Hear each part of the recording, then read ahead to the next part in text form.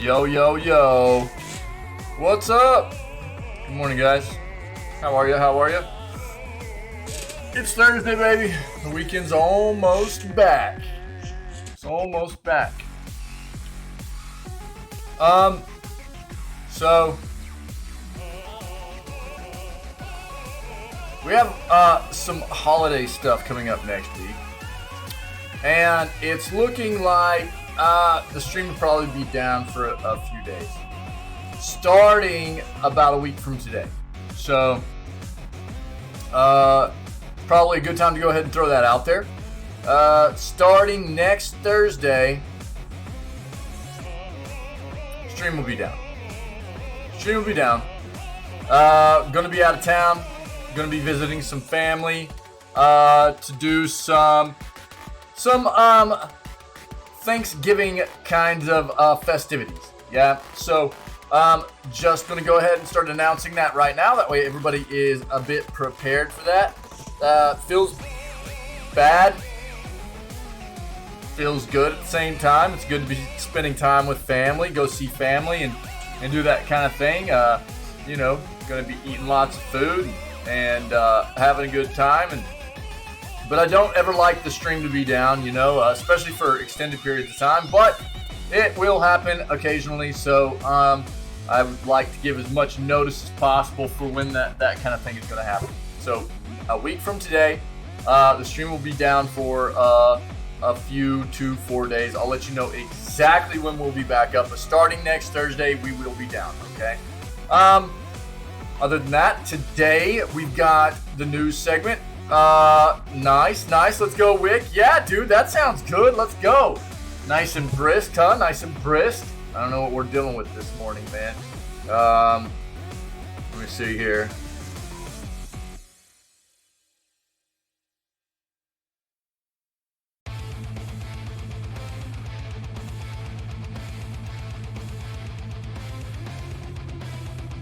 Yeah, we're dealing with a nice 23 Fahrenheit. Feels like 14, buddy. So, no big deal. Snowed last night a little bit. It's on the ground still. So, yeah, dude. I feel that. I feel that, dude. It's pretty chilly. It's pretty chilly. But it is that time of year. Yeah, it's that time of year, man. Luckily, you know, I don't really have to, I don't have to get out in it, dude. Very often, anyways. Took the dog out. Nice, yeah. How'd the dog feel about it, man? He was like, no. Yeah, dude. Yeah, that's funny, man. That's funny. I would definitely, I am, yeah, I'm right there in line with, puppers, dude. Yeah, that's me too. I'm a big no. I'll stay cozy, dude. I'll stay in and stay cozy. It's good to see you, buddy. Yeah, so we'll do the news as always, right? We'll get the news done, and then we'll get into day 11? Day 11 of Disco Elysium. Oh, first, he likes the snow. Yeah, a lot of times dogs do like the snow. Yeah. It is always cool for animals too, seeing their reaction to their first experience with snow. It's pretty funny. So day 11 of Disco Elysium, we're pushing in game. I ended a little bit early yesterday. Our rolls were terrible. Pinky loved it. I respect it. Our rolls were bad. I'm talking 2s and 3s like all day long. And 2s are auto losses, so it felt really, really bad. And by about the time we were 7 hours into the stream, I was a bit too beat up by it to keep going. So I was like, we're just gonna go with this today. We also have the PC gaming showcase that's going to be happening today at noon, so we're going to watch that. I've been trying to log into the gaming awards to cast my votes. It's not going well. I don't know what's up. I thought it might have been my my ad block extension. That's not fixing things, so I don't know what's going on. We'll try again later, see if we can get in. If I can get logged into the Game Awards website, then after the PC Gaming Show showcase, we'll cast some votes. If not, we just won't be able to get it done, and we'll see if we can do it another day. We'll see. We'll see though. That is the play for today though. Okay, give him a snowball. Just pushes around the yard with his nose. Nice, dude. Nice. I can't imagine, dude, the little nose being that cold. You know, Jeebus. We'll go ahead and kill that. Crypto the Necrodancer, right? That's what we've been jamming out to this morning. Crypto the Necrodancer soundtrack. Little rhythm-based game. It's supposed to be very good. I haven't played it yet. We need to have some discussion here pretty quick about what we're going to play next as well, though. I'm actually thinking about playing Breath of the Wild. That's what I'm thinking about playing next is Breath of the Wild. I have a pretty solid capture card that I got almost a year ago now that I have not used a single time except to test it. And that wasn't even on stream. It was like an off-stream testing thing. So we might get into a bit of Breath of the Wild next. Yeah. So let's do this video gaming news thing. And we'll just keep moving forward today. A little bit of gaming, a little bit of showcase stuff. And we'll talk about what we're going to play next. How about that? Cool. Hope everybody's day is going well so far, whatever time it is for you. It is getting cold, that's for sure. So stay cozy. Warzone 2.0. Have you played it yet? I'm not going to get into Warzone, dude.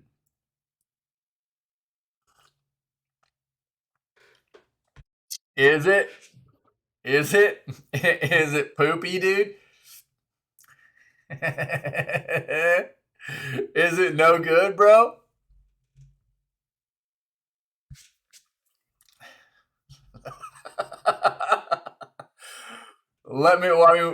Tell me about it. Tell me about it, man. What are you feeling?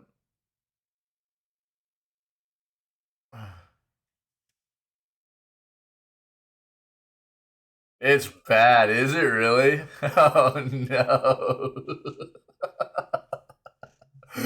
Okay.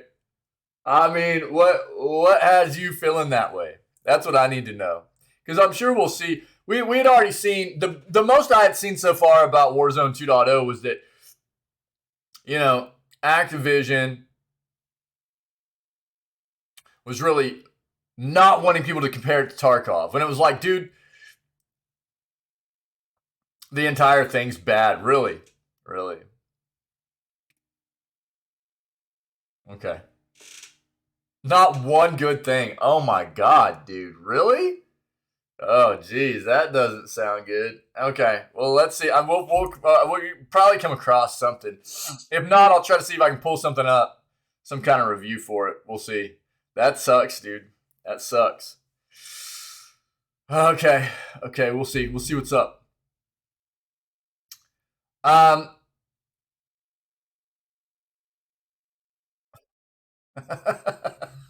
Yo, if you guys didn't see, I actually got the entire playthrough of Witcher 3 put onto YouTube last night. So I finally got all the details put in. It's not Warzone, it's Tarkov. It's like Tarkov or PUBG. Okay? Servers were a mess. It was laggy. Okay. What's funny about your statement there? Too much stuff going on? What's funny about that statement? It's like Tarkov or PUBG. I mean, obviously, it's a, Warzone 2.0 is Battle Royale style, right? I mean, that's what they wanted it to be. And the whole time they're going, we don't want it to be compared to Tarkov. Whenever it's obvious that there's a lot of what Warzone 2.0 is that is taken out of Tarkov. It's not the same exact game, but they're like throwing a fit about it being compared to Tarkov. It's inevitable. Gulag is 2v2 instead of 1v1. So if your teammate sucks, you get wrecked. So basically, all of your teammates got wrecked.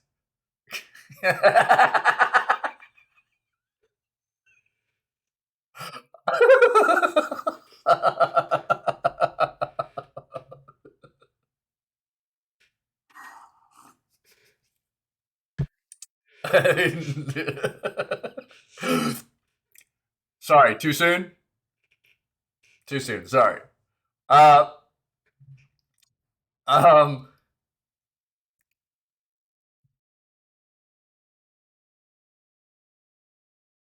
okay, yeah, and it's not even the same teammate you play squads with. Oh, what? Yeah, just pairs you with a random person in the gulag. Yeah, okay. Yeah. I mean, I understand that because you're not always going to die with your teammate, right? You're not always going to die with your teammate, but yeah, I mean that does make that a little bit weird. Yeah, why make it a 2v2 instead of a 1v1 or whatever? I don't know. That's a little bit odd. I wonder what their reasoning was behind changing that. Interesting. That's interesting. Man, all those poor people that ended up getting Wick on their team, dude. I bet they were just upset, dude.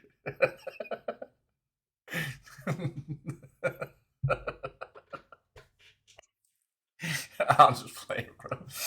They have proximity chat now. I heard about that. Yeah. Proximity chat. Interesting. Now,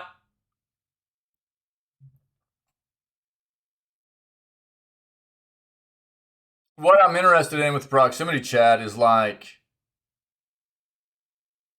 oh, really? So you can hear anyone near you if they have their mic open. What?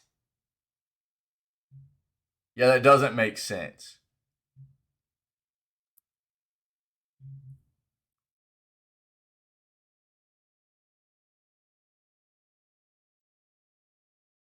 But I mean, you can hear anybody close to you that is opposition.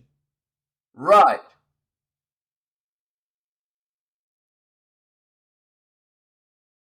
Yeah, that's stupid. Right.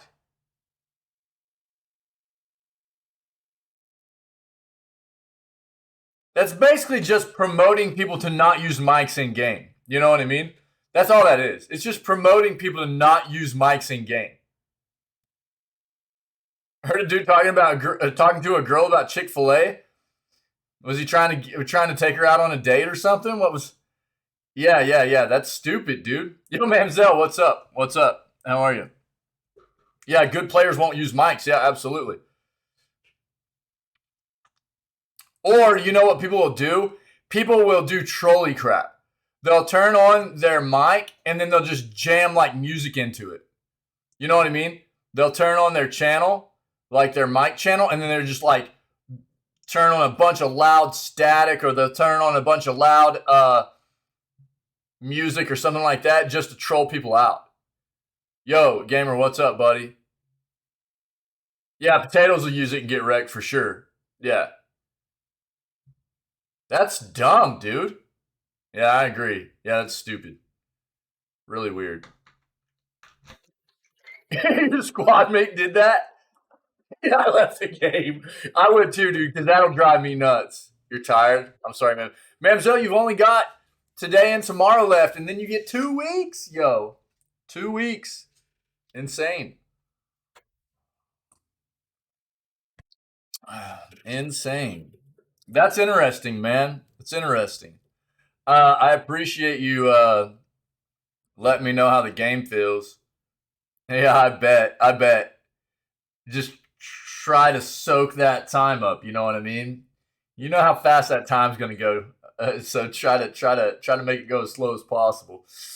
You know, I always hated that. It was like, dude, that time, you have that scheduled time off from work, and it's like it takes so long for it to finally get there, and then it's like, oh yeah, finally, man, 2 weeks off, and then boom, it's gone. It's like, geez, dude. Puppy keeps waking up at 4 to go pee. Yeah, them's the breaks with the baby pets, man. The game just doesn't feel smooth either. Okay. Yo, what is this crap? Hold on. Come on, dude. Steam wanted to restart. Give me a second. Probably still play it. Multiplayer is way better. Interesting. Yeah, they're really promoting the Warzone stuff right now, so we'll see what else we come across in the news. Thanks, man. Thanksgiving already passed. I knew that all of our Canadian friendos were going to be saying that stuff. Yeah, yeah, yeah.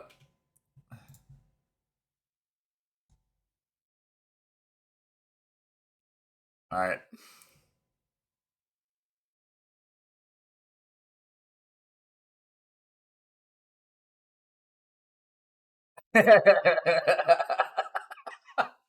Yeah. All right. Let's get into this. Let's see what we can find. Thanks, Wick. I appreciate it, dude.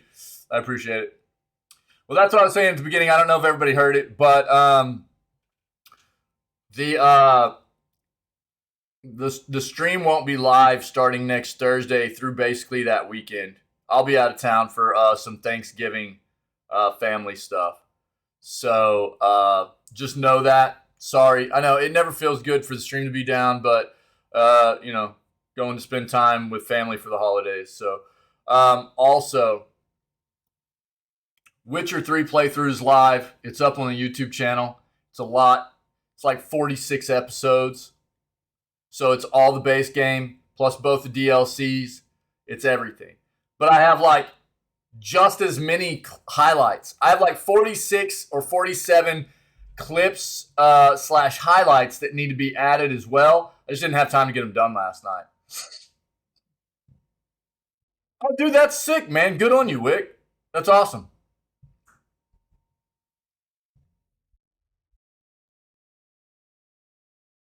That's awesome. Good on you, brother. Need more people into doing that kind of thing for sure. Um, so the entire there's a playlist. I put it into the Discord for announcements about the Witcher 3 playthrough is now live on the YouTube channel.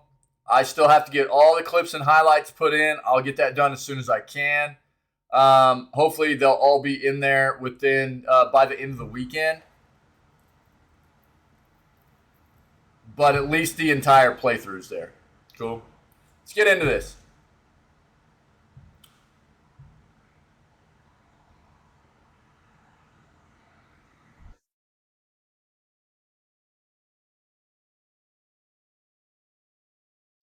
Riot and Ubisoft tackling toxicity in games. Let's see what's going on there. It's going to be the Zero Harm project. Let's see what that's about.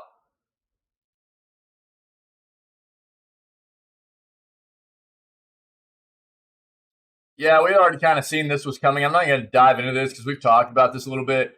Blizzard NetEase gaming partnership in China to end. Yeah.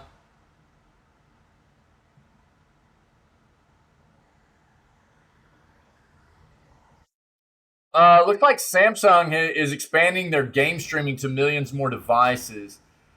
This is probably a part of what got rolled out earlier this year as part of their, what are they calling it? I can't remember what they're calling it right now, but it's their TV app, right? That is their big venture into all their 2022 TVs have basically integrated cloud gaming application that allows you to play some of the more popular cloud gaming stuff like Xbox, Nvidia, that kind of thing, by just like plugging in a controller or whatever. And they're probably expanding that into a lot of other devices and stuff now, but we'll take a look at it, okay?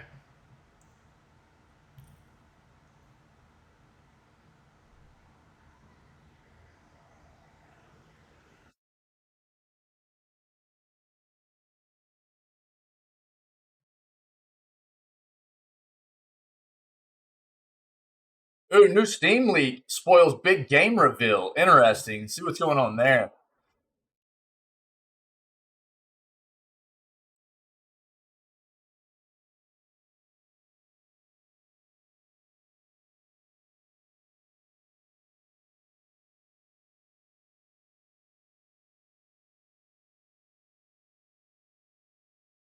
Yeah, we already kind of hit on this. This doesn't look like anything new, really. Let's just make sure though.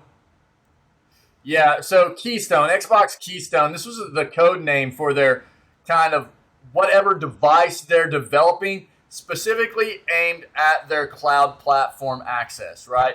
So we had seen earlier this year there was a bit of um, an early prototype that was seen on a shelf in a still shot of Phil Spencer's office. Um, Phil Spencer said, yes, that is Keystone. It's an early prototype. We are not close to finishing it. Da, da, da, da, da. But it's actually kind of also been noted to have been um, indefinitely delayed or even just kind of permanently shelved at this point by Microsoft. I don't know what necessarily happened with it, but they are not focused right now on continuing to try to develop this, whether it be some kind of small desktop piece of hardware or more like a USB dongle or something like that. Keystone right now is kind of on hold, if you will. We've touched on it. I'm not going to dive. That's your TLDR. Just know that. And anything that comes out new regarding how they're maybe moving forward with it, ramping up development of it again, we'll jump into it if we see anything like that, okay?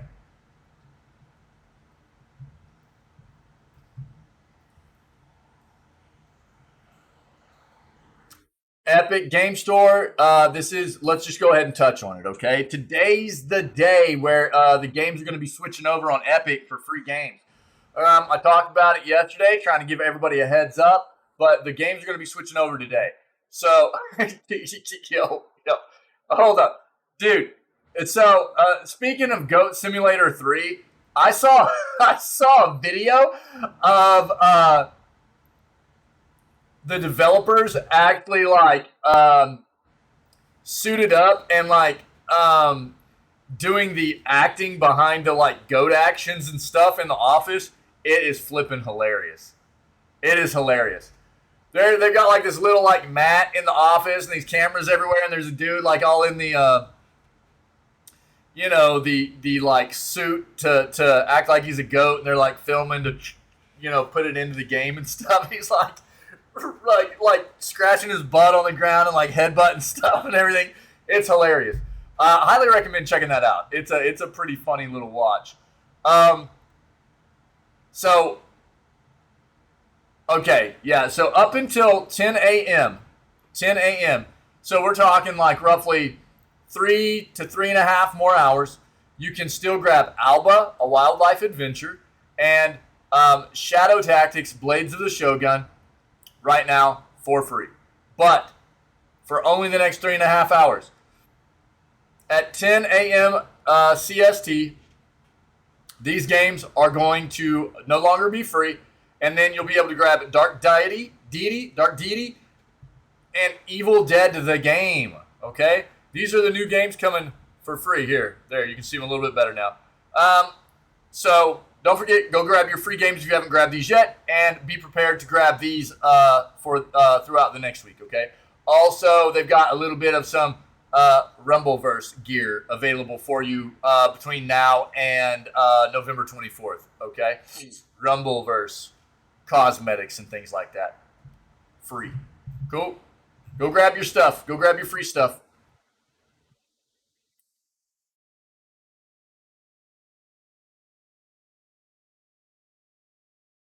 What is this?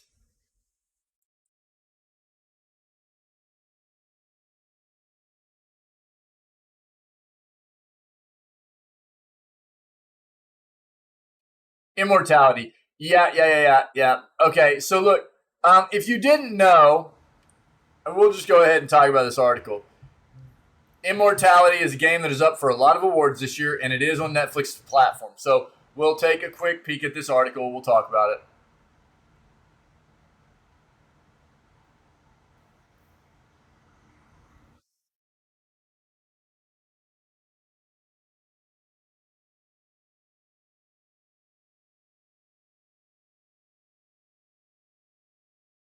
Embracer Group has 234 games Plan to launch by when?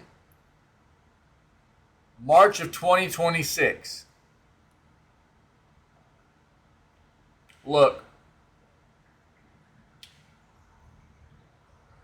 that is a very, very far off projection, and be prepared for a large number of these to not happen. 25 of these are planned to AAA, okay? We'll take a peek at that, but just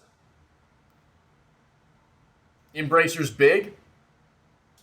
It's inevitable they're going to have a lot of kind of plans, games in early kind of pre-production to early development that they're going to be taking a close eye or keeping a close eye on.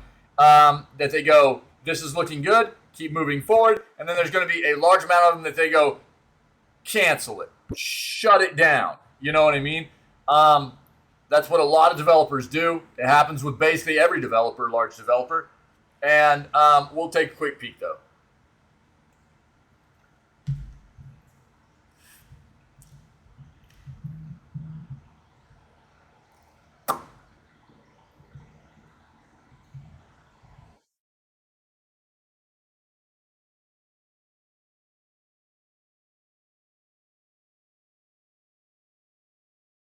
Go look at our other search real quick. I'm actually kind of surprised with everything that Wick's telling me about Warzone 2.0, that we didn't see anything in that first search there, but we'll see. I might just have to see if I can pull something up real quick.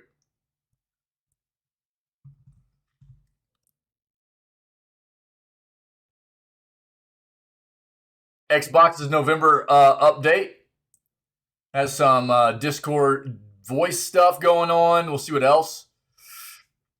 Yeah, Blizzard's ending their 14-year licensing deal with NetEase. We knew that was coming, so I'm not going to dive into that.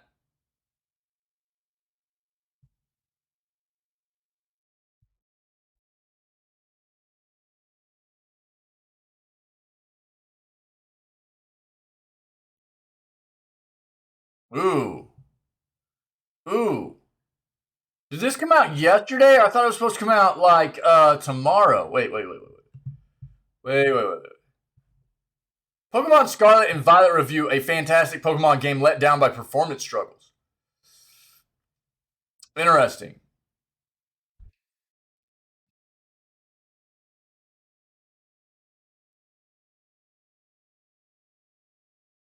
Yeah, goes on sale tomorrow. Yeah, I was right. Okay, we'll take a peek at that. Okay, we'll take a peek.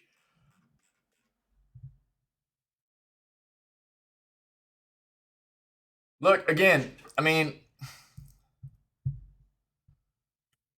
I'm just going to throw this out here right now. I've been talking about how old the Switch is, the hardware, at this point for a long time. And I think that there are a lot of developers for Nintendo that are being significantly hindered by the age of the Switch hardware. So ultimately, is a game's performance issue is going to be on the developer? Yes, absolutely. But it's got to feel pretty bad for a developer to want to be moving forward with the way technology evolves and not be able to do that because of the significant constraints that something like the Switch is put upon them, because the hardware is so flippin' old. And Nintendo's not pushing fast to upgrade either. So we'll take a look at that. Wait, what? Meet the Call of Duty boyfriends who play until their hands... What? Fall off. What? I don't even know if that's worth looking at.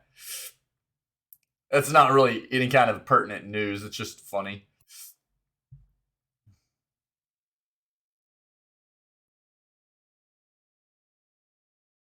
We already knew this.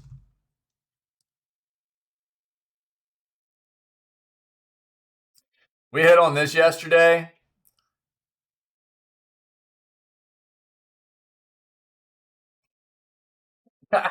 it, I don't, I don't know what to say about it really. I don't want to offend people or anything either, but this is not a game that appeals to me.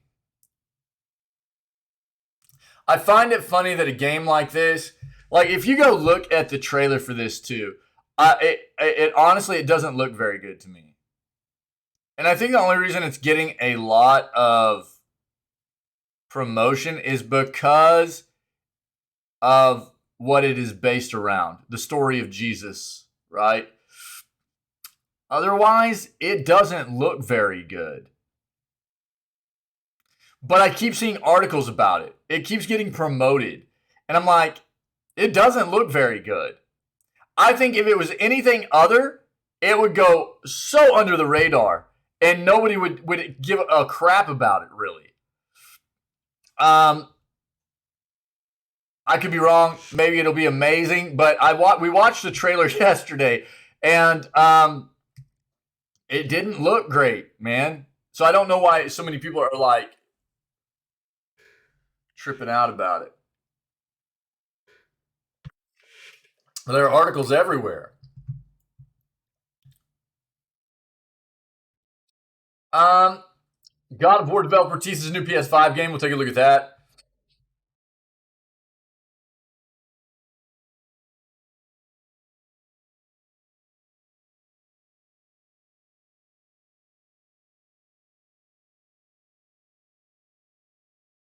Yeah, we know there are rumors everywhere about a potential The Boys game, right? As good as that show is, let's just hope that the game is on par. If a game comes out that is on par with the show, we're in for a treat. But it'll probably be hard to meet those expectations.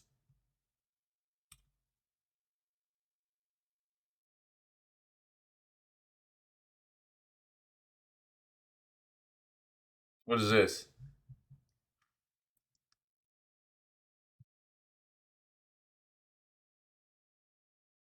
Interesting. Activision investor lawsuit claims Microsoft merger made to cover discrimination harassment scandals. Um, we'll take a peek at that. Yeah.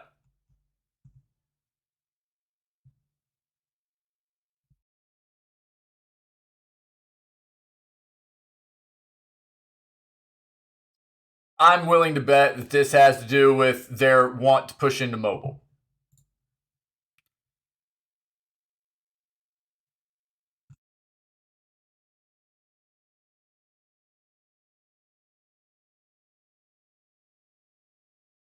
Yep, that's exactly what this is. We've already talked about it. Microsoft wants to become a big mobile player, have a big mobile application platform, just like Google Play or Apple does. And they're saying that that's one of their big reasons for wanting to get that Activision Blizzard portfolio.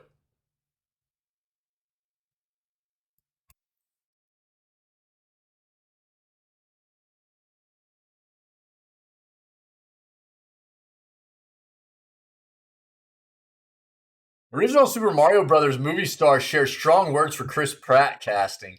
Interesting. Let's take a look at that.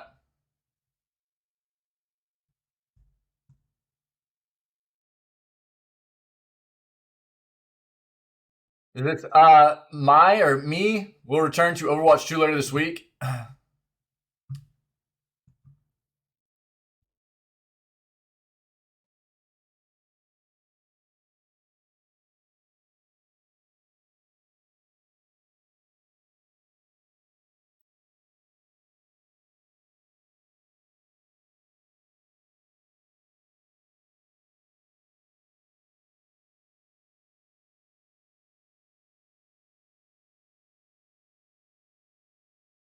Yo, Mamzelle, is Mamzelle still hanging out in here? Mamzelle, if you didn't hear, and I don't know if you have Game Pass, but like all the Kingdom Hearts games are basically coming to Game Pass. Was it Game Pass or is it PS Plus? Which one was it? It might be PS Plus actually. Yo, help me out. Which one was it? I think it was PS Plus, wasn't it? It's PS Plus.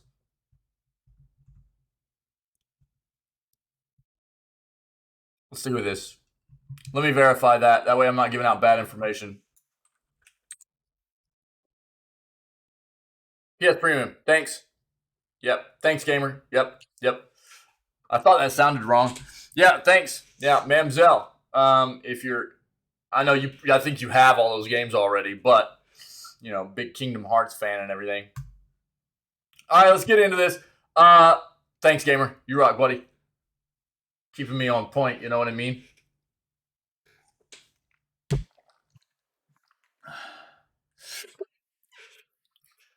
Is this Mai? Will return to Overwatch 2 later this week following some bug fixing. Blizzard has confirmed that Mai will make a return to Overwatch 2 as a playable character later this week following a bug fix. Last month, October 31st, Mai was removed from the game due to a bug with her Ice Wall ability, which allowed players to use using Mai to teleport a character like Kiriko into the map geometry.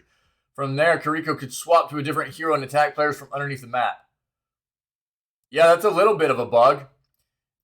Yesterday's mid-season patch, which was 2 days ago, actually, November 15th, for Overwatch 2 was then delayed, with Blizzard trying to resolve a critical issue. This delay also impacts the delivery of Overwatch League viewership incentives and perks from the postseason matches during the period between October 30th and November 4th. Along with the rotation of cosmetics in the Overwatch League shop, continued the announcement. Yesterday morning, November 16th, it was confirmed that the mid-season patch, which includes upcoming balance changes, bug fixes, including those that affect Mai, and core content updates, would be released tomorrow, November 17th at 7 p.m. GMT. Last month, Bastion and Torbjorn both had to be temporarily disabled from Overwatch 2 to explore bugs in their abilities. This mid-season patch for Overwatch 2 was originally announced last month and is set to address some overpowered heroes. According to the patch notes, it will introduce some tactical changes to standout heroes like D.Va, Zarya, Genji, and Sombra. Yep. Okay, so if you're Overwatch 2ing it, there's some news for you. Yo, I didn't see anything about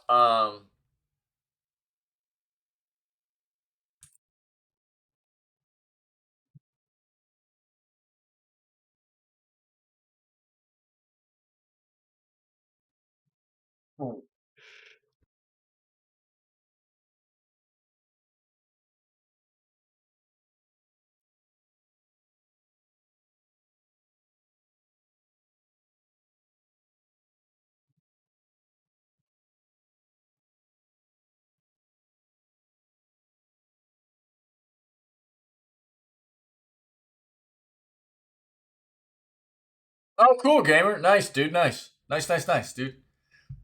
So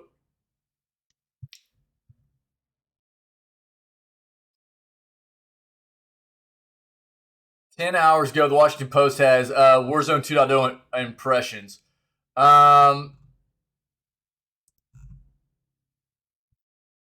There's not a whole lot right now for news, but we'll see what this.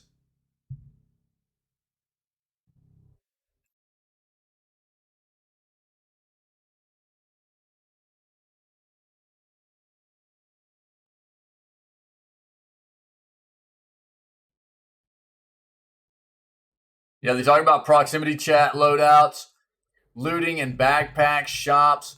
We'll see what they have to say here. We'll see what they have to say. We'll try to get a little bit more on it later on in the week after there's been a little bit more time for people to play and get some more reviews out. There's not a lot out right now about it, but we'll see. We'll see. At least we have Wick giving us a bit of a breakdown, you know, on how he feels about the game or that mode, Warzone 2.0. One of the stars of the original Super Mario Brothers movie has some strong words about Chris Pratt's casting in the new upcoming animated film. Video game adaptations are all the rage these days. Sony kicked off 2022 with a long-awaited movie adaptation of Uncharted. Used to be much harder for a video game adaptation to come out and actually be good.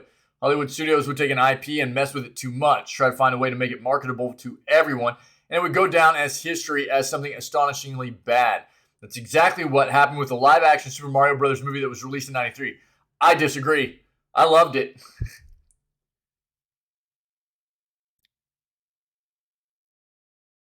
Oh, really? Really, gamer?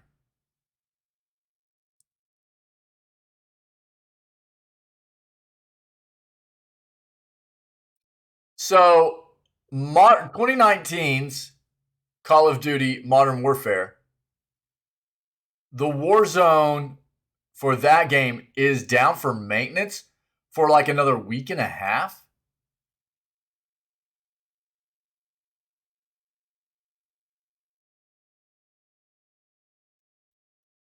I don't think I had heard anything about that. That's weird. Huh. Interesting. I wonder why. Huh. Okay. Yo, thanks, dude. Weird. We might have to look into it, man. Um, I loved the old Super Mario Brothers movie. I thought it was awesome. As we approach the release of the much more accurate-looking animated film starring Chris Pratt, John Leguizamo, who played Luigi in the '93 movie, had some choice words. When speaking with IndieWire, he expressed displeasure of the new Mario Brothers, noting it is a step backwards as he believes it should be another actor of color. He also stated that he's been told that people love the Mario film that he was in, and that people are not feeling the new animated one. Given that original movie has a 29% on Rotten Tomatoes and is widely regarded as one of the worst video game movies out there, we're not sure who is telling him that. That's what he claims. Dude, I remember the old school Mario movie. I thought it was great. Yeah. I don't know. I don't know why it would either. Who knows? Yeah, it might be unrelated, but it could be related as well. I have no idea. No idea. Yeah, maybe we can look into it. We'll see. We'll see.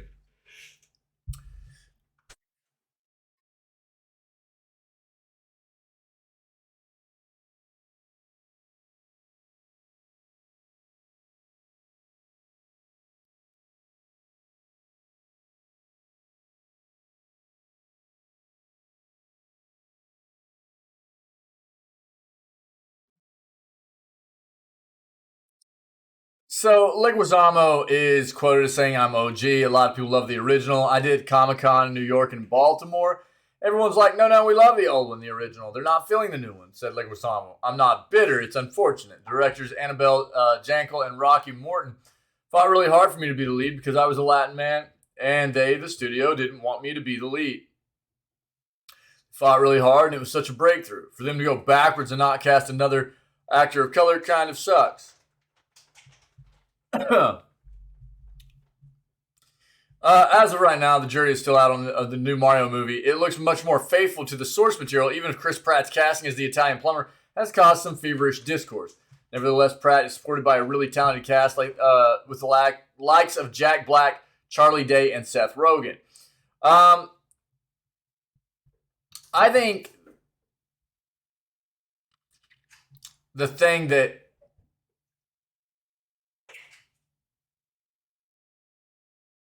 more people are probably a little off put by is the fact that God, why can't I think of the guy that has done Mario's voice acting for the games for so long basically didn't even stand a chance. I don't even think they gave him a chance to do the voice for Mario in an animated movie, you know? And it's like that guy has done Mario's voice forever in all the games, you know? And it's like I think that's where a lot of people are really put off by it. I liked the old movie. I thought it was cool. Is if you went back and watched it at this point, a lot of people would probably. Dude, I haven't seen it since I was really young, and if I went back and watched it now, I'd probably be like, "That's pretty rough." I've done that with other movies, you know, like the old Spawn. movie. You know, I remember watching Spawn when I was younger and being like, which is funny because that's John Leguizamo's in that movie too. And I remember Spawn when I was younger, and I really liked Spawn, but I went back and watched it not too long ago, and I was like, this is kind of crap. But they are making a new Spawn movie too, so I don't know, man. Um, we'll see. I think the new one will be good. I think some of these other voice actors are really gonna shine in it. I don't really.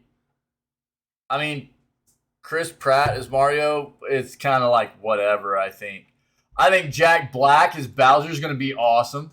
You know, but like Chris Pratt as Mario, I think a lot of people are like, probably could have done better there. I think they just cast somebody at the time that was really popular. You know, I don't have anything against Chris Pratt.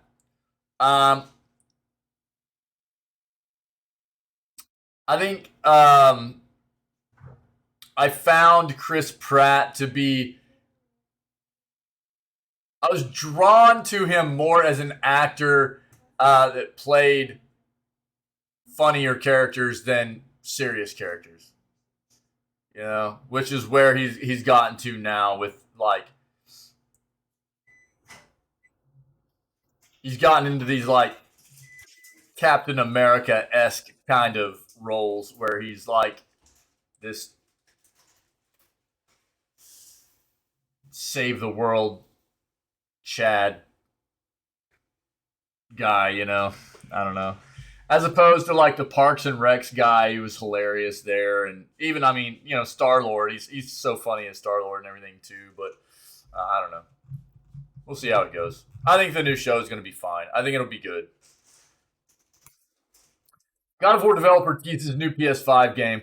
Sony's Santa Monica studio just released God of War Ragnarok, or hand-holding simulator. I can't. I'm sorry. I'm sure God of War Ragnarok is going to be very good. I'm so put off that they did that, man. But it seems the developer is already looking towards the future. In a new interview with the Los Angeles Times, creative director of video game development Corey Barlog teased that the team is spread out on a lot of different things. Unfortunately, Barlog did not go into further detail about those things or specifically mention what the developer will be working on next. However, fans should be happy to know the team's influence on PlayStation will be felt in a number of different ways.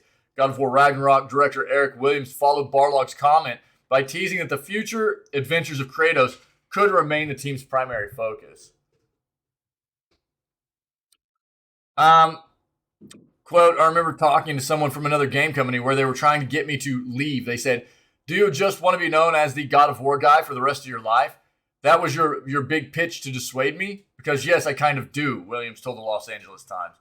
That should come as good news for God of War fans. The series has been a big success for Sony, and it's clear that its continued success is important to the company. Of course, it will likely be a long time before fans see any kind of announcement for another God of War game. 4 years separated from the release of 2018's God of War and God of War Ragnarok. Quality is far more important to fans than another game's releasing. Agreed.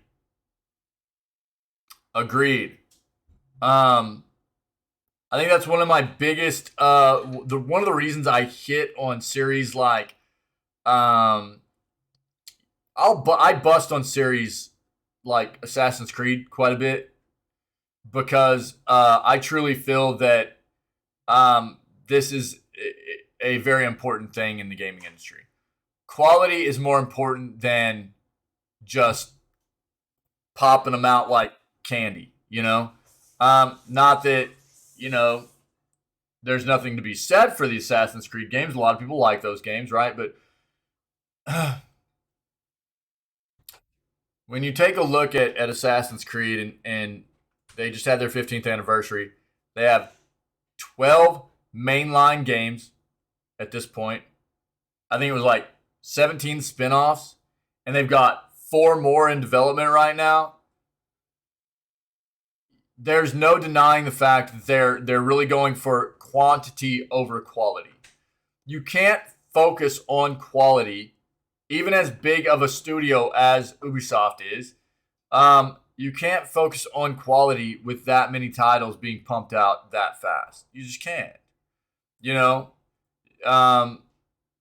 again, have their been some great Assassin's Creed games? Absolutely.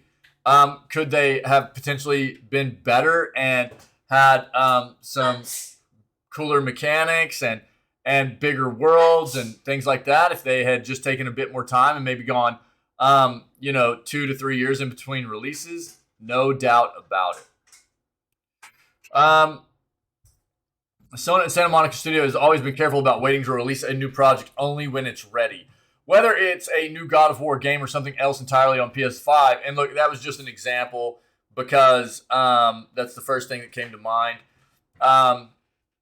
Whether it's a new God of War game or something else entirely on PS5, fans of Santa Monica Studios should be quite excited about what the team does next. Until then, readers can check out all of our previous coverage of God of War Ragnarok here. Okay.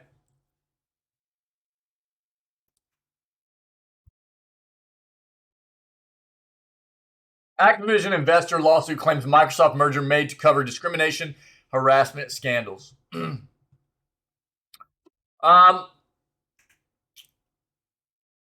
So an Activision Blizzard investor filed a lawsuit over the video game company's merger with Microsoft. Law 360 reports. Plaintiff Sundi Apfondin alleges the Activision merger with Microsoft, which was announced in January, was hastily arranged to protect CEO Robert Kotick in the wake of harassment and discrimination scandals. I've been very outspoken about the fact that this individual specifically, I have found it to be concerning that he is still the CEO of Activision Blizzard after all the things have come out about that company. I don't know how he has been able to stay at the head of that company through all of the stuff that has been found out. And I've also been very vocal about the fact that I think that if Microsoft purchases this company, this is the first thing that has to be done to turn Activision Blizzard back into a business that is seen in the eyes of the consumer as something worthwhile, ethically, and turning it back into something closer to what it was years ago. Not that it will ever be that, is getting rid of Robert Kotick. Bobby, as it were. Oh, Bobby. If Microsoft's proposed $68.7 billion buyout moves forward, Microsoft would reportedly become the world's third largest gaming company by revenue.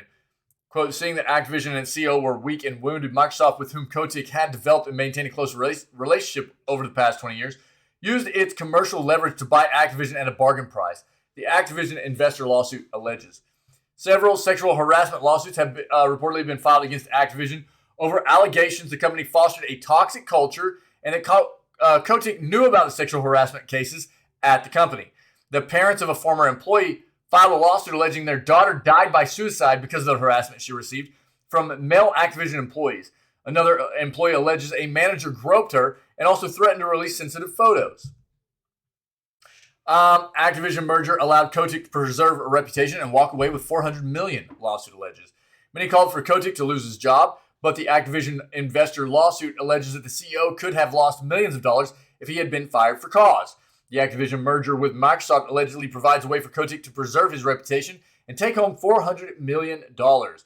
Activision stock is valued at $95 per share, according to the merger agreement. However, if the Activision merger goes through, dividends will be suspended for 12 to 18 months, costing investors up to $2.35 per share in dividends, Apfondin claims. The merger is an ill-timed, poor deal for Activision stockholders, the Activision investor lawsuit says. The merger was hastily negotiated after Activision's stock price had dropped by over 30% in the previous few months based on disclosures concerning the harassment scandal, related investigations, and suits by regulators. Federal Securities and Derivative actions by stockholders and employee departures and protests, the lawsuit states.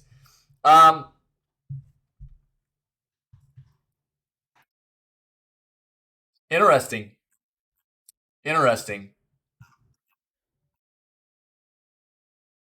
We'll see what comes of this, hopefully.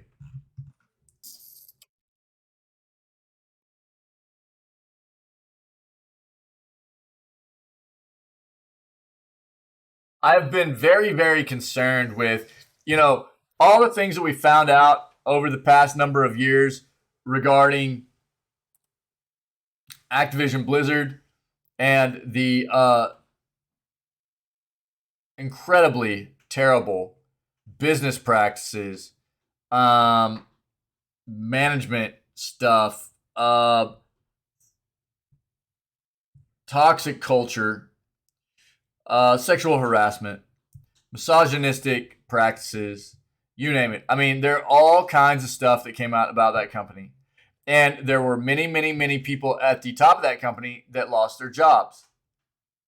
But there's been this one individual at the top of all of it the entire time that has remained, which is Bobby Kotick. And there have been many things that have come out about that individual too, and the way that he has treated employees. And obviously has not promoted, fostered a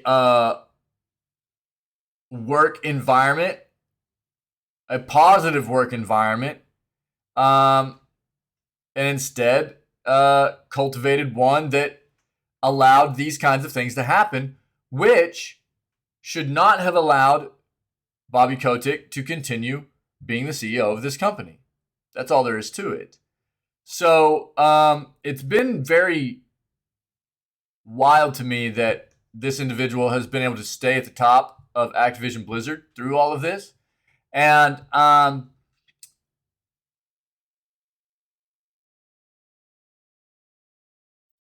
will be very, very, very disheartened if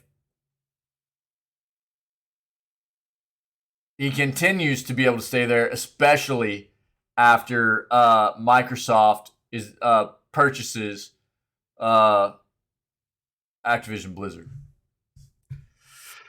We'll see what happens. Xbox's November update lets players join Discord voice channels directly from the console. Also includes Discord audio improvements and updated wish list features. Cool. Headlining the update are new Discord features, with players now able to join voice channels directly from their Xbox console. To do so, players need to open the guide, go to Parties and Chats, then select Discord. From there, they can scroll through their available Discord servers and pick a voice channel to join. They'll see a preview of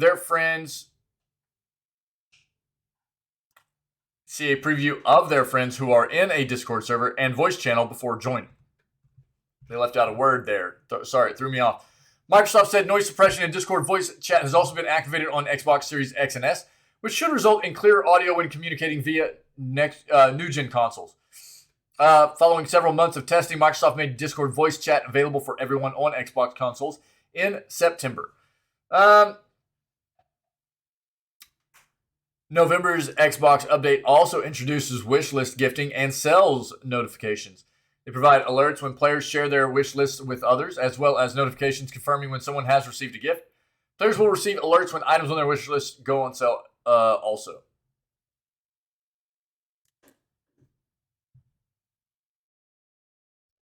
Today's update also introduces a new Captures app offering improved viewing management and editing features.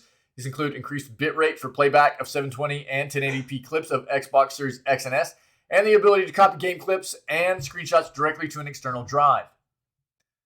Among the other new features, players can start live streams directly from the Xbox consoles with Twitch, Lite, Stream, and Streamlabs, and Controller Rumble is now available for Xbox Cloud Gaming on PC and Mac. Cool. Nice. Xbox, dude, doing some... They continue to just pump out cool little improvements, right, for their platform. Every month I see nice little improvements to what they're doing for the consumer, their players. Um,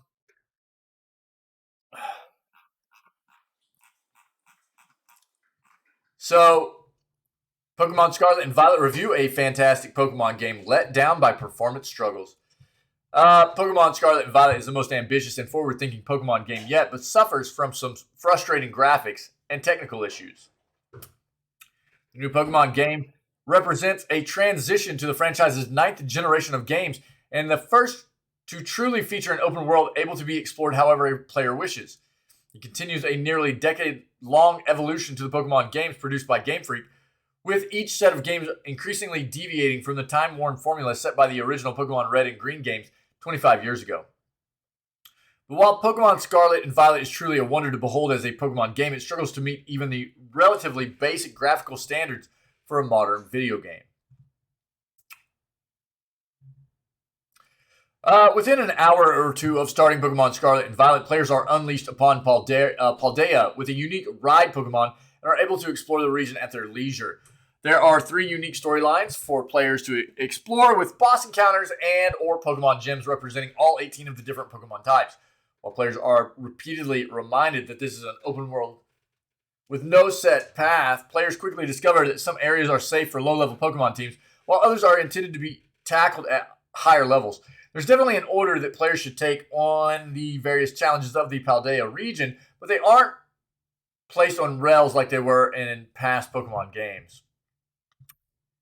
Or basically guided through, you need to do this area, and then you get through that, and it's like, okay, now we're gonna kind of take you, and you have to do this area next.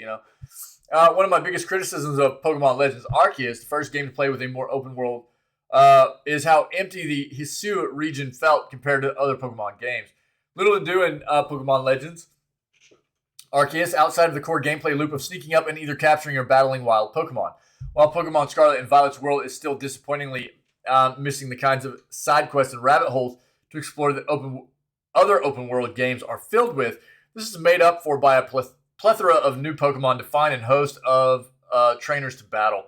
Forgot how much I enjoyed the thrill of discovering a new generation of Pokemon and figuring out how to fill each gap in my Pokedex while battling trainers throughout the region.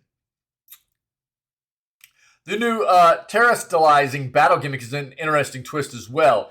Yeah, this is going to be a whole new thing for Pokemon that really changes basically your advantages and disadvantages for Pokemon types in battles. Although it feels surprisingly underutilized in the game, Terra Raids don't inspire the same level of awe as Gigantamax Raids did and Pokemon Sword and Shield, and the game's NPC trainers are disappointingly easy when faced with a team of Pokemon at comparable levels. Whitney's Miltank is sorely missed in the Paldea region, as there are very few battles that will test Pokemon's team's mettle.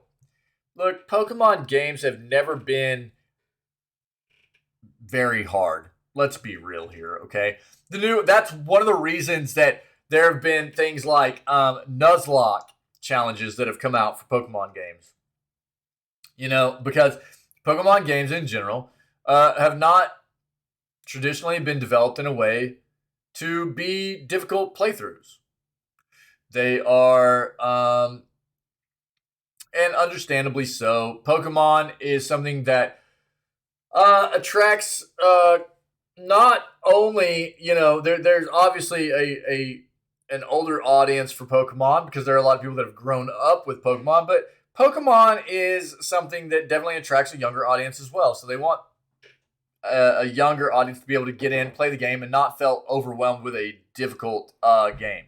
The new Pokemon additions may be divisive. Every generation of Pokemon seems to be scrutinized and found wanton by fans, only to be appreciated later. But I personally loved how weird and outlandish they were. There's a whimsy and weirdness to this generation of Pokemon that was delightful, and it was honestly a struggle to decide which Pokemon to put into my final team. There were very few misses in this generation of Pokemon designs, and I hope they continue this streak of originality as they add more Pokemon over the next few years. Many of the Pokemon should have a positive impact on the ever-growing Pokemon competitive scene, which seems poised to take off and enter the mainstream. I will say that it has never been easier to build a legitimate team of competitive Pokemon, even if breeding Pokemon via eggs has been made significantly more tedious. Also, a surprising amount of heart found in Pokemon Scarlet and Violet's core storyline. 2 of the 3 games' initial storylines have shockingly poignant moments to them, helped along by character models that actually show emotion and personality. It's nice to have characters who display more than 2 emotions and a player character that shows more personality than a dead-eyed smile as they're faced with tragedy or adversity. More than once was I surprised by how sad parts of the story were, with characters actually reacting to extreme events in the way that people should. Game Freak has also shown a willingness to make even more quality of life improvements that remove the tedium of a Pokemon game. Some players might enjoy the grind of slowly leveling up Pokemon and finding the one NPC who can restore Pokemon's missing moves, but I loved how the Let's Go mode lets Pokemon quickly gain experience while the player traverses large distances and lets players instantly switch out moves without hesitation. The only thing I didn't like about the tweaks to the Pokemon systems is the new X menu, which just felt clunky and unintuitive compared to Pokemon Sword and Shield, and was missing several key options that were instead placed in shortcut buttons that are easily forgotten about. Where the game stumbles and often fails is in the graphics, which are disappointing even for a Pokemon game. I'll finish reading this and let's talk about this. I don't think many people play a Pokemon game looking to be wowed by seamless graphics or opulent scenery. There are times that the game struggles to keep up with its ambition. The game slows to a crawl at times when there are multiple Pokemon on the screen, usually when paired with a landscape with water effects. And the game suffers from a disappointing pop-in issue. I didn't mind the pop-in Pokemon Sword and Shield or Pokemon Legends Arceus as much. Players can often outpace the pop-ins when riding on their Pokemon, resulting in impromptu encounters when a player literally rams into a Pokemon that appeared a fraction of a second earlier. The ride Pokemon controls are disappointingly as clunky as they were in Pokemon Legends Arceus, and there were also a weird persistent glitch in which the ride Pokemon actually disappeared on the screen, leaving players floating over water or the ground for a few seconds.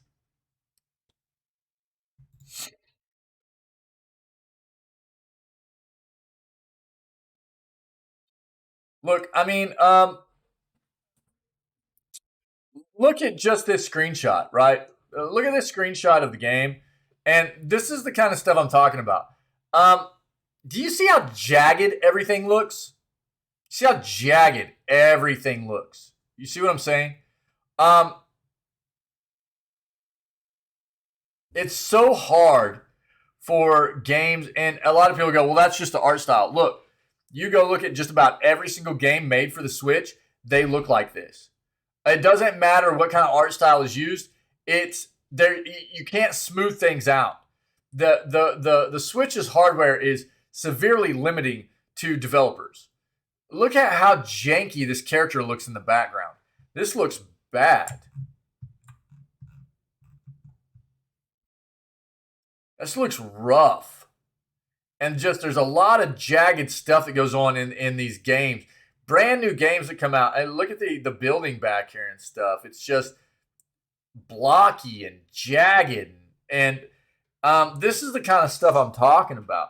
And it's not just going to be the art, like the graphics and stuff, but the stuff that this game is, this review's talking about. Whoa. There we go. It seems like part of what they're trying to do with a lot of these games is, obviously the gaming industry is getting more open world, right? Everything wants to get more open world. Pokemon's trying to get open world, yeah. And I mean, you go look at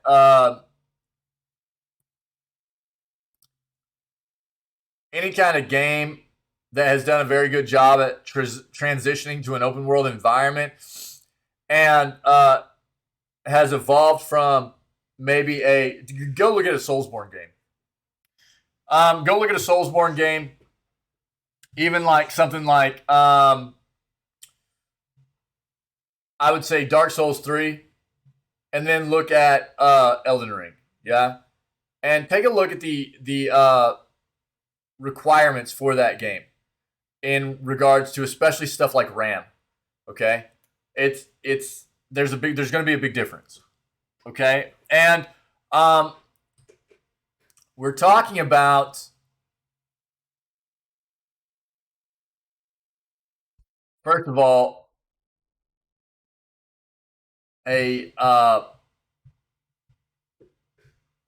platform built on mobile hardware, which obviously in the first place, even when the Switch, it doesn't matter over the lifespan, it doesn't matter whether you're talking about whenever the Switch was first released or up to this point, which is 7 years later, it's mobile hardware. It's obviously developed in a way to be less demanding power usage wise, because you don't want to just drain a battery like that. So it's obvious, right? But it also is limiting. And especially 7 years later. 7 years later, this is dinosaur hardware. And with where video games are trying to go, how much of what these issues are in the game are the fact that these developers are trying to evolve their game worlds and they're having issues because of hardware constraints, or is it just them not doing a good job with the game development? I have to assume that part of it, at least, is the fact that the Switch needs to be upgraded, and Nintendo is just holding course, which feels bad for these developers that really are trying to evolve their pieces of art here, their gaming worlds, and trying to become bigger and better and more immersive for the consumer and the video game player. They're having a hard time with that on the Switch. No doubt about it.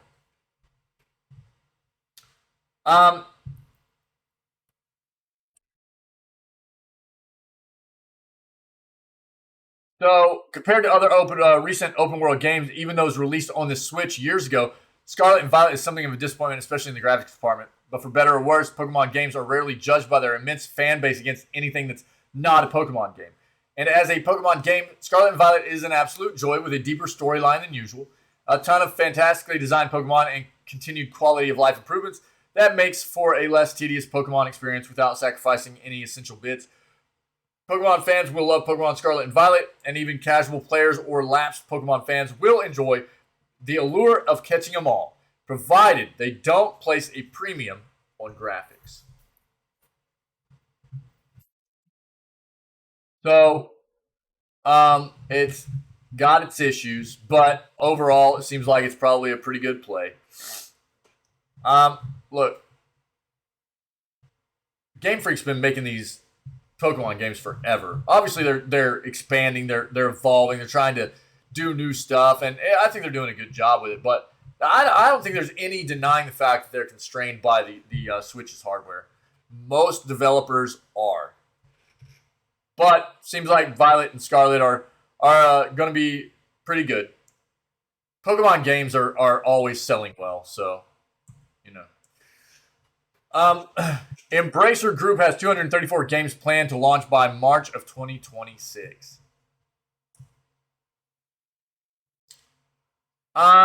With 25 of which are AAA, right?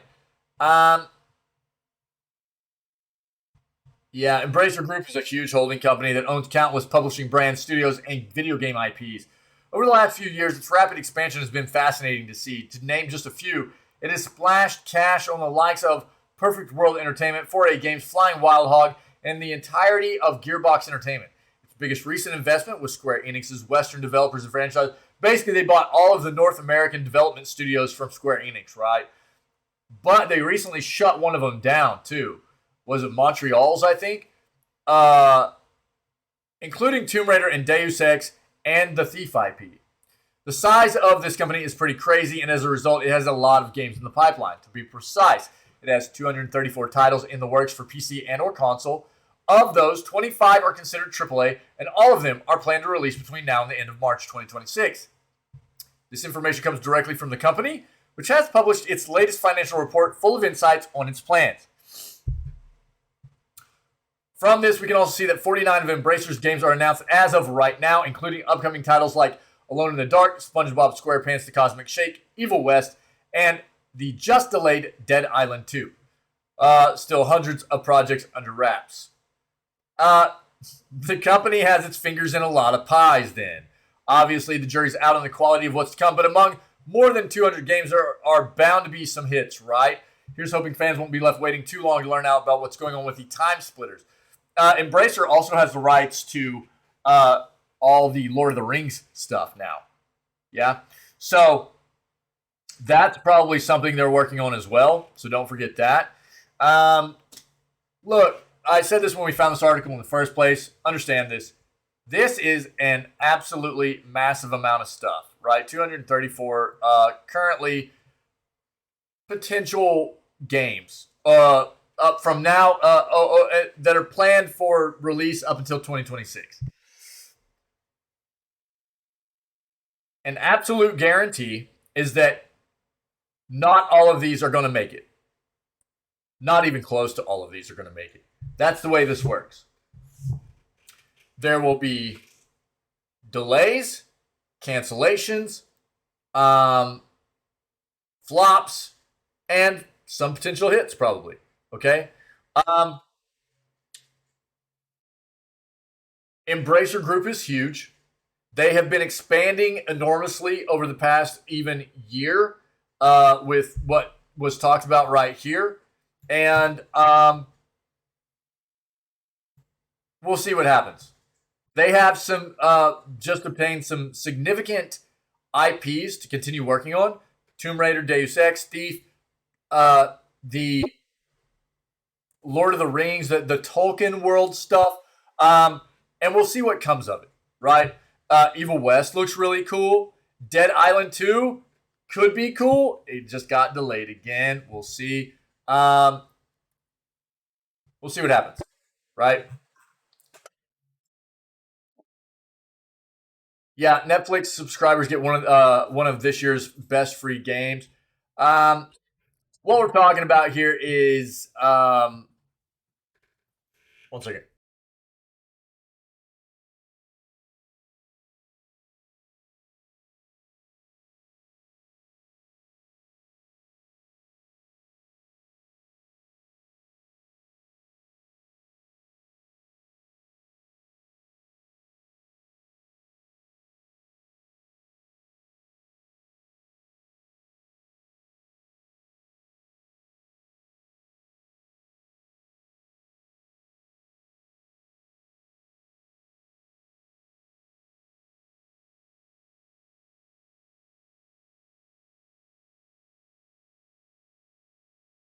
Apologies. So what we're talking about here is the immortality, right? What you'll see is immortality is actually up for a lot of the awards for the Game Awards this year as well.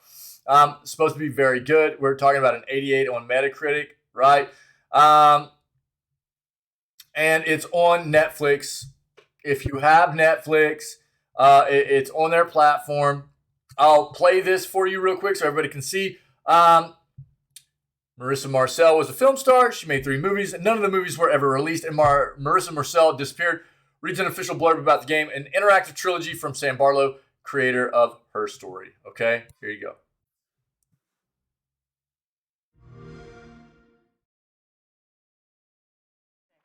All right, well, we've got to take a short break here. Do you mind reading this out for us? Now, Marvelous Magic will turn the next 60 seconds into a commercial. Talking about like a story-rich, investigative kind of scenario here. Obviously, this is like a lot of real acting stuff, you know?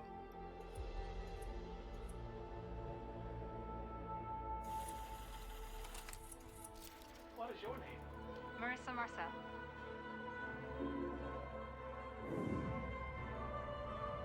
Did we get it right?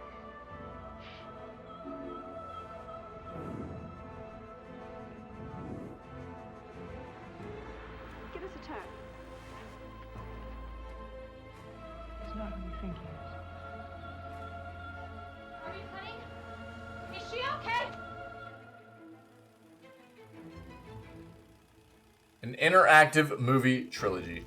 So this is supposed to be very good. Now you can proposition me.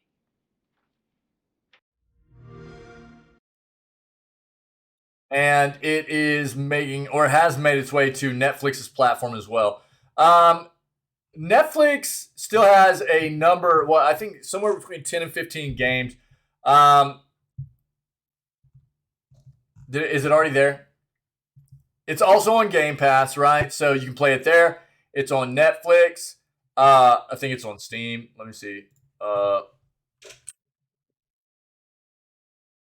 Immortality. It's on Steam as well, but just know that it's on those other platforms also. It's got like an 83% positive. It is supposed to be pretty good though. So if you've got Game Pass or you've got Netflix, might be worth checking out. Okay. As far as Netflix goes, like I was talking about, we're talking. They have roughly like 15 more games that they said they're going to release by the end of the year. They're talking 50 games on their platform by the end of the year. I think we're at roughly like 35, somewhere around there. They do have some notable games they've put on. Into the Breach, Oxenfree, now Immortality, along with a slew of other games that they've developed and things like that. So, we've been covering Netflix pivoting into this, venture of getting into the gaming industry, and they've made some good plays. We'll see how it works for them moving forward. Here's the thing I'll say about the games on Netflix's platform. You cannot play them without a subscription to Netflix, right? But at the same time, the games on their platform currently, you do not have ads while you play those games, and you do not have any kind of in-game transactions, right? So you don't have to worry about getting prompted to buy things in games. You do not have to worry about getting interrupted playing the game for ads or anything like that. You just play the games, which is kind of refreshing. But again, you are already paying for a subscription to the service if you're playing their games. So, take that for what you will.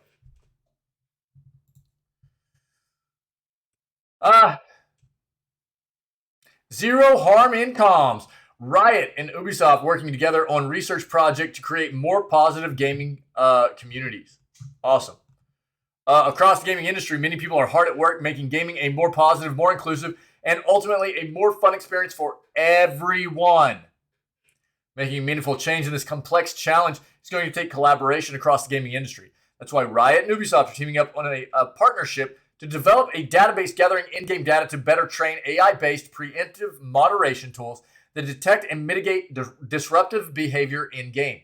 Any data gathered that will be able to identify a person will be removed before sharing. The Zero Harm in Comms research project is the first step in a cross-industry project that aims to benefit all people who play video games.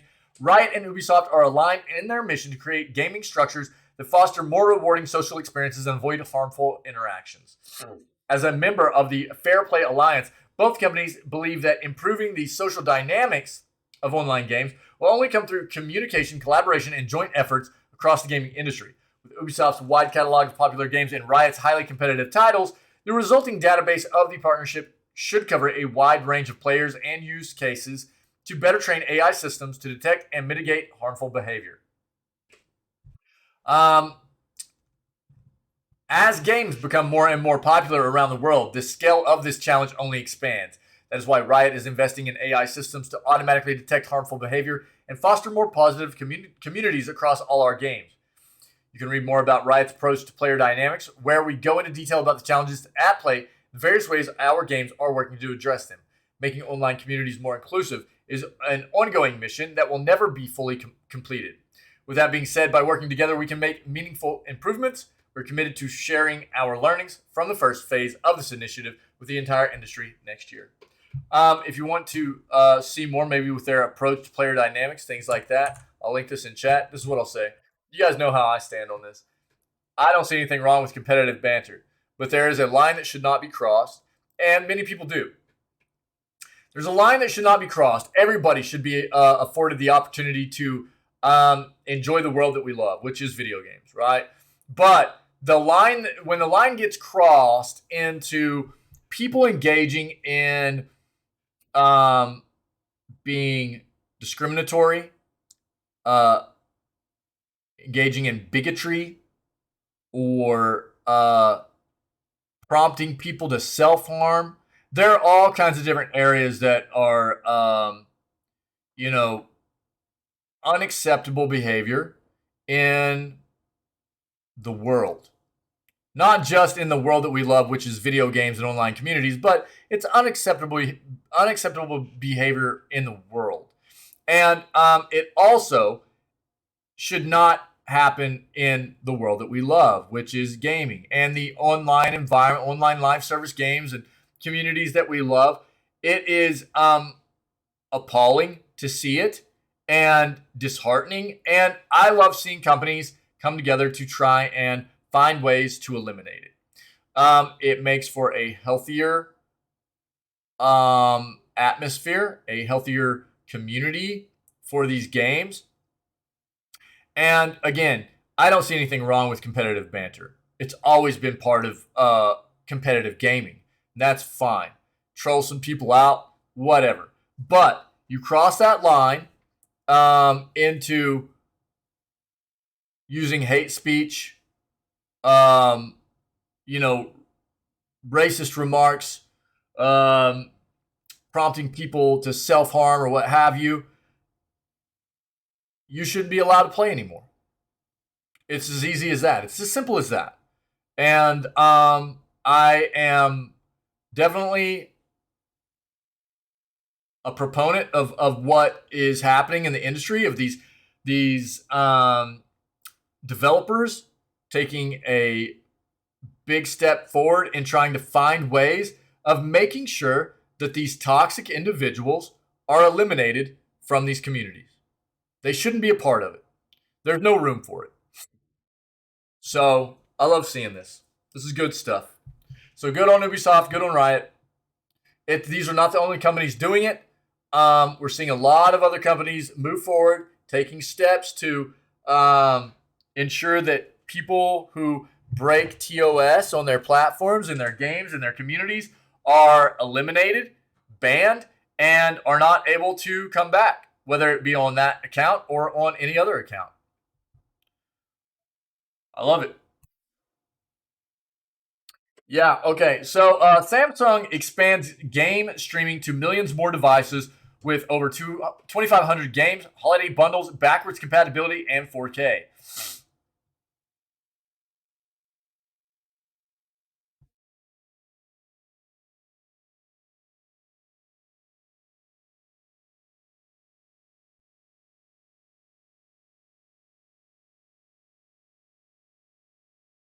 So, Matt Keg. What is up, Matt Keg? How are you, buddy? What's up, dude? Happy Thursday, man. What's up with you? So, the Samsung's TVs are now including both the Ant Streaming Arcade and Black Nut streaming services, game streaming services to their platforms, which they already had as you can see, the Xbox Luna, NVIDIA GeForce Now, Udemy, and Black Nut, and now wait, what was the name of this one? Sorry, I'm not familiar with it, but Ant Stream Arcade is now part as well. If you weren't familiar, this rolled out earlier this year. Basically, Samsung TVs, right? New Samsung TVs are incorporating their own platform, allowing people to basically just game straight from their TVs. Connect a controller, get at it. These platforms, these cloud gaming platforms, are accessible straight through their TVs. No other hardware needed. This is part of what Samsung is doing. And if you need more details, it'll be in this article. I'll link it in chat. Okay.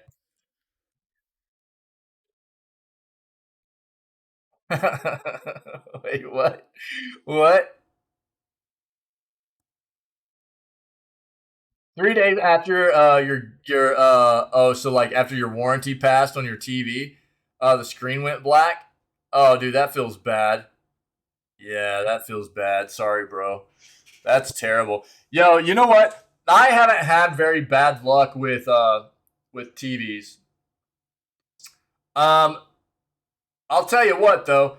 I had one year right around this time, a number of years ago, probably number of years ago. I bought a new router. I bought a new router, a decent router too. I was pretty excited about it, and I bought a new TV. And no kidding, not even the same manufacturer or anything. You know what I mean? Two different manufacturers. Both of these products failed on me. The and within a limited amount of time of each other, and not too long after I had them. Didn't even buy them through the same place or anything. It was really weird. My TV quit working, and so my router had a firmware update, and it bricked. Man, my router bricked after the update, dude. And I'm an IT guy, right? So I went through all these troubleshooting steps. I even went as far as to the last thing I did was I got an old cheap router back out and just hooked it back up to my network. Boom, everything was running again. And contacted the manufacturer of that router and was like, "Yo, this thing is bad. It bricked. I updated it. It bricked." Took them through every single step, and they were like, "Well, we need access to your network so we can confirm." And I was like, "There's no way." I was like, "There is no way, dude. I'm not giving you access to my network. There's no way that's happening." So I contacted the company the retailer I bought the router through, and just submitted an RMA request. And luckily, it was still within the RMA period, and they were like, "Yeah, just send it to us. We'll confirm it's bad, and then we'll send you a new one." And it was real quick, so I was lucky there. And with the TV as well, man, they sent out. I contacted the manufacturer. Was like, "Yo, this is what's going on. TV's not turning on anymore, and this is everything that I've tried." They took me through some steps to try as well. Nothing was working. They sent out a repair technician, and they tried to do some stuff the repair technician did, and they were like, "Yeah, your TV's crap." They had to send me a brand new TV too. So luckily, both of those pieces of equipment, man, both of those purchases got replaced free of charge because they were within warranty. But dude, that feels bad. That feels really bad, Matt. I'm sorry, man. But if you guys are interested in the Samsung stuff, there it's in chat. New Steam leak spoils big game reveal. A new Steam leak has spoiled a big game reveal from Paradox Interactive, the developer and publisher behind games in series like Crusader Kings, City Skylines, and Europa Universalis 4. When it comes to strategy games, especially grand strategy, they are some of the best in the business, but because they largely track only in strategy games, they're primarily unknown to many console gamers. Steam users need no introduction to them, though, and it looks like they're about to reveal a new game. According to Steam database, Paradox Interactive is either developing or publishing a game called Surviving the Abyss, which sounds like it could be a survival management game based on Paradox Interactive's previous games. However, while we have the title of the game, this is all we have. The game being added to the Steam database not only leaks the game's existence, but suggests it's not very far away, as if it was, it wouldn't already be getting a Steam page. If the game is about to get a Steam page, it's likely because it already has at least a release window. All of that said, for now, remember this is a leak. This is not straight from an official source, which means it should be taken with a grain of salt for the meantime. As for Paradox, it has not commented on any of this, nor the speculation it has created. And the same goes for Valve, the owner of Steam.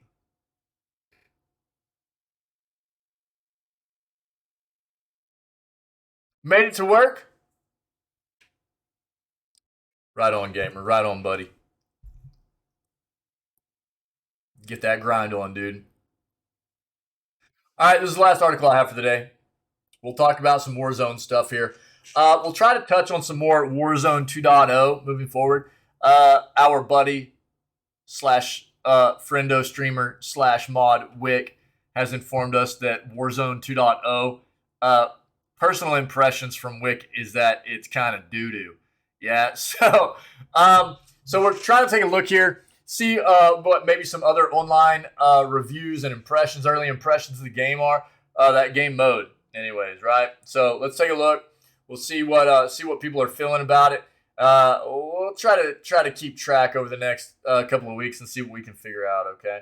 This is the last article I have. If anybody has anything else to add to the gaming news segment, video gaming news segment, let me know. I'll touch on it before we move forward to getting into day 11 of Disco Elysium. And in about 4 hours from now, we'll be hitting the PC gaming showcase. All right? Gamer, I hope you have a fantastic day at work, buddy. As good as can be anyways, dude.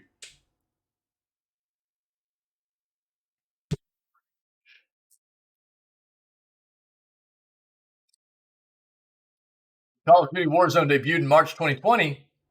It marked the realization of what Call of Duty could finally be if it broke free from the close confines of its multiplayer maps. The map of Verdansk stretched before players as they stood at the rear door of their C-130, scanning far and wide for places to drop and explore. It felt boundless, it felt immersive, it radiated with realism in a way that Call of Duty never had before.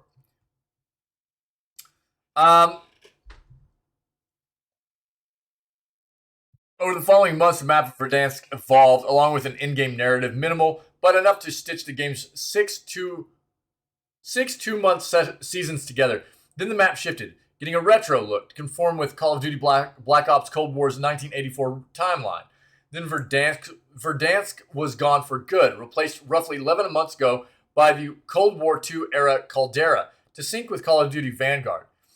And with Caldera, for many, including this reviewer, the game felt as if it had cratered. Even as players had clamored for new maps and updates, they lamented what had happened to the original playground of Verdansk. Some felt Caldera was merely a pale reflection, despite its lovely and lush flora, which often housed campers and its cinematic volcanic peak, usually crested by sweaty players picking off the sorry souls exposed in the valleys below as they rotated away from the closing gas circle. It was, in short, not great. Now comes Al-Mazrah, a new map with an entirely new open-world DMZ mode that builds on the base Battle Royale. And for as breathtaking as the vistas of the new map are, it's the good old feeling of Verdansk that radiates from one corner of Al-Mazrah to the other. For Warzone players, this feels like old times again. The new map, perhaps the biggest downfall of Caldera, was its namesake. The mountainous peak at the center of the map nearly always meant that the final zones would rotate in a way that required a risky maneuver if players weren't fortunate enough to own the high ground. It inspired a sense of dread because at some point, in what could be a 30-minute round, you knew you were going to need to move either up or around it, and there would be enemies lying in wait while you sprinted through what felt like kilometers of open ground.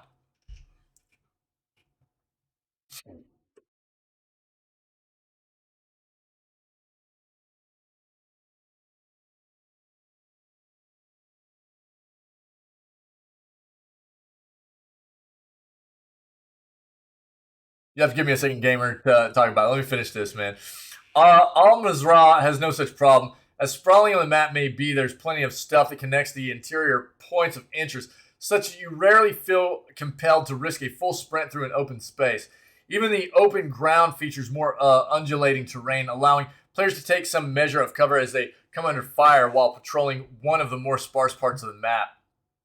Beyond simply looking amazing, the large and small points of interest intersect well with one another. There are waterways throughout the map, not just the coastlines, which give players a chance to make use of the game's new swimming mechanics and water vehicles. There's also no shortage of vehicles in either number or type. Ground vehicles include ATV, a sedan, and a Hummer EV, with various other four-wheeled machines as well. 4 rounds is hardly enough time to confidently say whether this is Call of Duty's best BR Battle Royale map yet.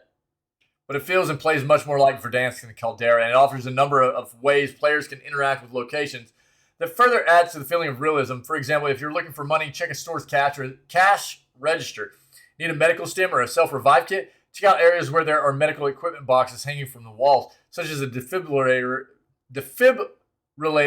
station in an office building.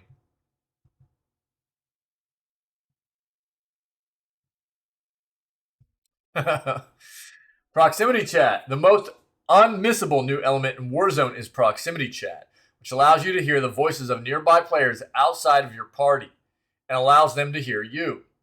This is a part of the game I'm most eager to see play out in the coming weeks. There's a real element of strategy now to your communication with teammates. Players ramble on about their day at work or crunch Doritos into their microphones.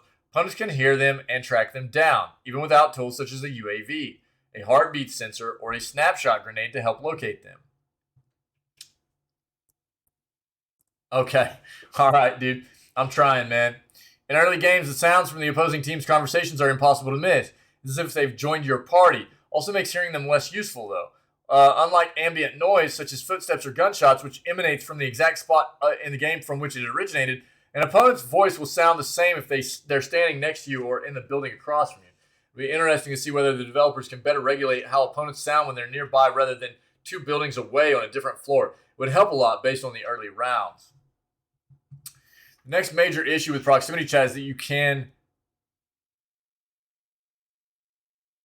Next major issue with proximity chat is that you can turn it off. You can turn it off.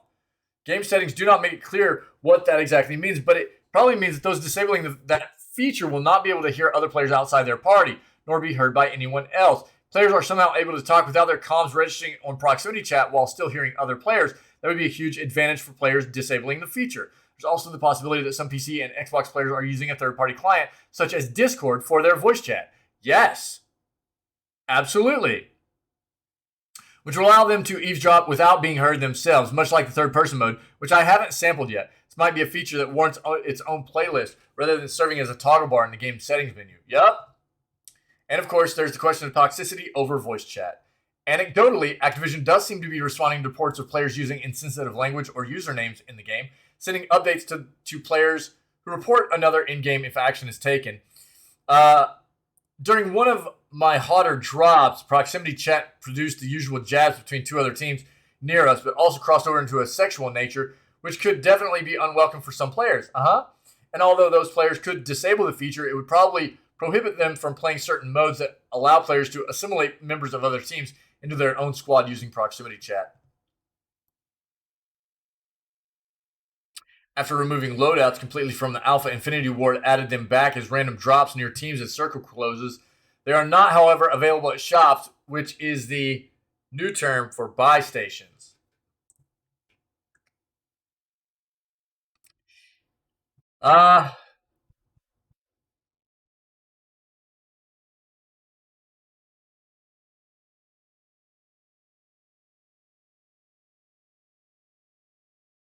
The single biggest negative feedback you'll probably see about the change from Warzone to Warzone 2.0 is the new looting system. Weapons and items are much harder to identify on the ground compared with the old version. With the new ability to store extra ammo, armor, and gear in your backpacks, just running over every type of ammo won't automatically add it to your stash. Instead, you can absorb ammo from your primary and secondary weapons just by running over it. Same goes for cash or any lethal or tactical item. If it's the same type, you either are carrying or just used. Beyond that, players are given an option to equip items.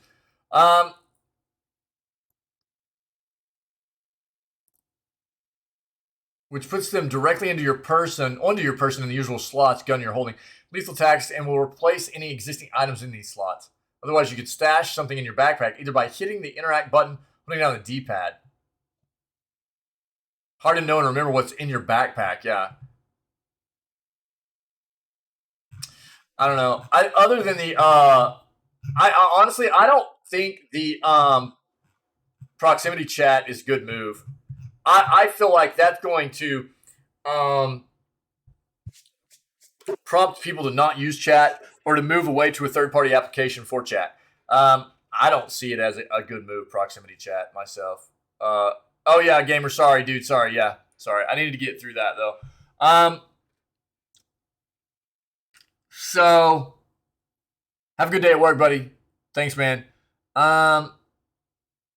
I'm more interested in not necessarily the differences between the previous version, which that's what mainly this article is, like the differences between the previous version of Modern Warfare and Modern Warfare 2.0, like the other Battle Royale and this Battle Royale. And what I want to know is how people feel about,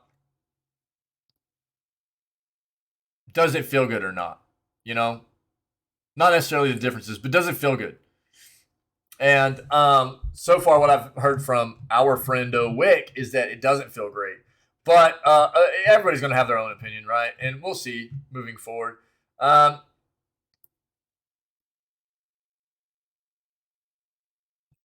So, I don't know.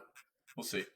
It's at least something to build off of moving forward in regards to what Warzone 2.0 is and what it's doing. So, that's something there. Let me see what this... So Gamer said, I watched a VOD yesterday, interview with a former Navy SEAL and now Call of Duty director. Mentioned he is a huge gamer. Also mentioned there's a major top secret project in the works for COD. Okay. Also mentioned he is a big fan of Diablo or anything Blizzard.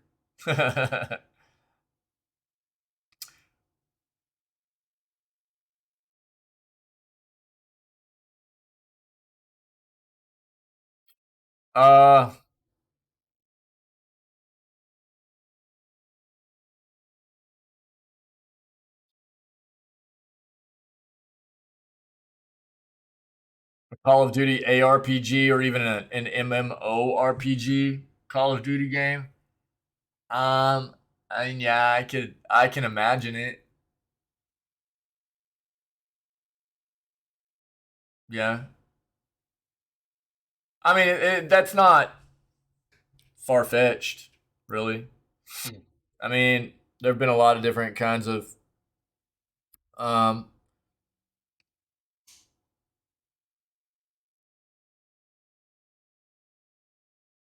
the Call of Duty brand is huge, and I wouldn't be surprised to see them try to pivot that brand into something like that. So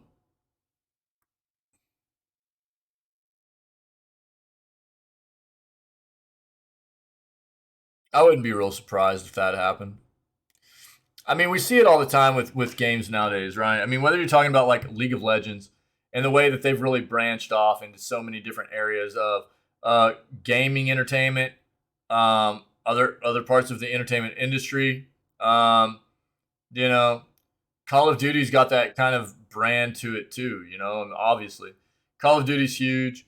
It's got a massive following, and while it doesn't necessarily have the same kind of player to character relationship that something like League of Legends does, League of Legends has this amazing kind of universe that's been built around the lore and the characters and stuff.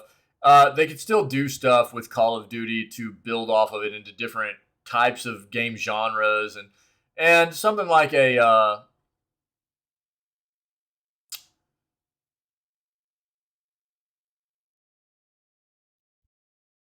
maybe, whether it be like a Call of Duty themed loot and shooter or a Call of Duty, you know, ARPG slash MMO, something like that. Yeah, I mean, I could absolutely see it. I wouldn't be that surprised by that. It would it mean that they would be successful with it? They would have a better chance based on, the fact that it would be Call of Duty, but we would just have to see how well it was developed, So that would be the big deciding factor there, obviously. I know that Gamer didn't get to check that response out, unfortunately, but I needed to finish that. Oh, dude, that stretch was so good. I needed to finish that that article before I moved on to addressing that. But it was that's pretty. It's interesting. That's an interesting comment there, and we'll see what happens. We'll see what happens. So, great day. It's Thursday. The weekend's coming, baby. It's coming. It's coming. You guys just keep grinding. You're doing great. We're almost there. We're gonna move on to some Disco Elysium Day 11. We're yesterday was brutal. absolutely brutal. Like we had so many rolls that were just 2s and 3s. It was killing me. I ended a little bit early. I just couldn't keep doing it. But hopefully today will feel a little bit better. I think we're pressing towards the end of the game here, and we'll keep pushing. But today is going to be a bit of a limited day for gameplay. We'll probably get about 3.5 hours into gameplay, and then we're going to move on to the PC Gaming Show showcase. So that'll be the play for today. And if we don't finish Disco Elysium today, we'll probably get to finish it tomorrow. And we'll probably talk today about what we're going to play next. It might be Breath of the Wild. Might play Breath of the Wild next. Okay? But we'll talk about options. You guys rock. Appreciate you very much. Thanks for being you, being a part of helping to create such an amazing community here, and for being part of this new segment. Okay? If anybody is catching this content as a VOD later on Twitch or YouTube, then see what you can do about coming and hanging out with myself, the rest of this amazing community, whenever we go live at 6 o'clock a.m. CST every single day. We start all of our streams off with video gaming news before we jump into whatever gaming content we have slated for the rest of the day. Okay? Other than that, stay healthy, stay safe, be kind to one another, and we will catch everybody tomorrow for November 18th edition of Video Gaming News. And probably more Disco Elysium. Maybe finale of Disco Elysium. Cool?